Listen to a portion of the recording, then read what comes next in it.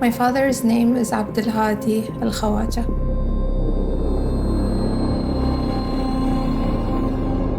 As his daughters and as his family, we try to be his voice.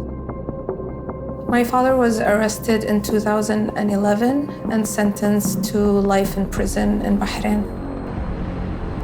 If you go there, you'd think it's pretty quiet and a very touristy country. The government spends so much money to make Bahrain look like something that it's not. We live under a monarchy that looks at us not as full human beings, but as subjects. Fear.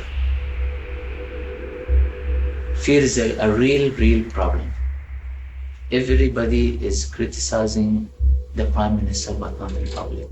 So we thought if we took that step, the people will start speaking about what they know.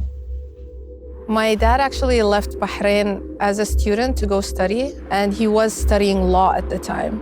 But then he left that to work full-time on the Bahraini case and cause and human rights in Bahrain.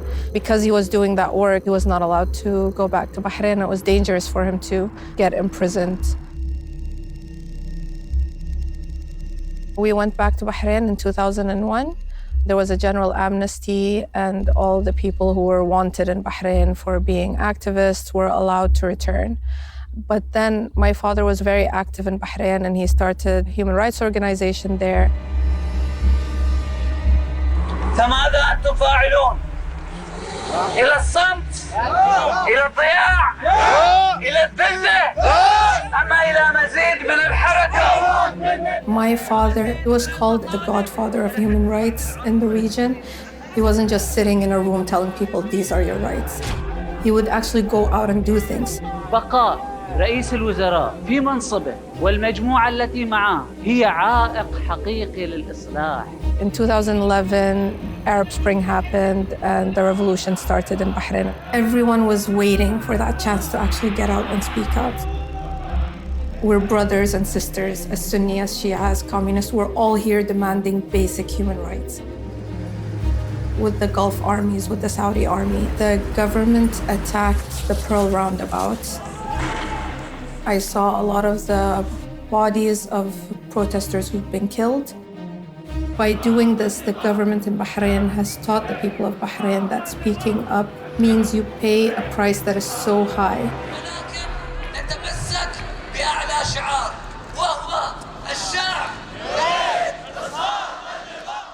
I would prefer that always being for the people rights, not for me personally.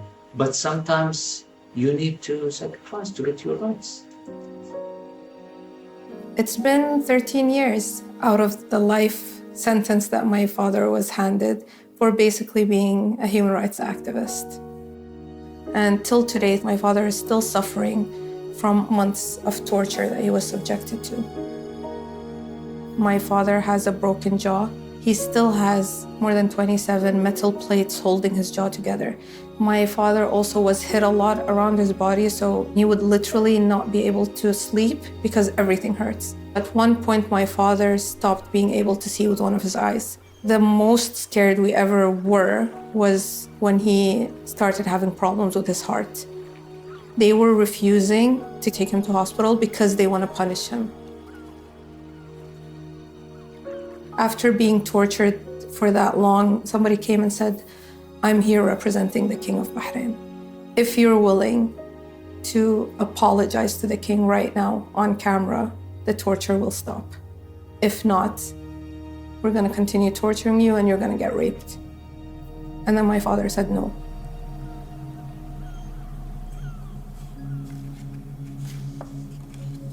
I haven't seen my father for 7 years. Even my family who's in Bahrain, my sister and my mom also don't see him for years. The phone calls is all we got.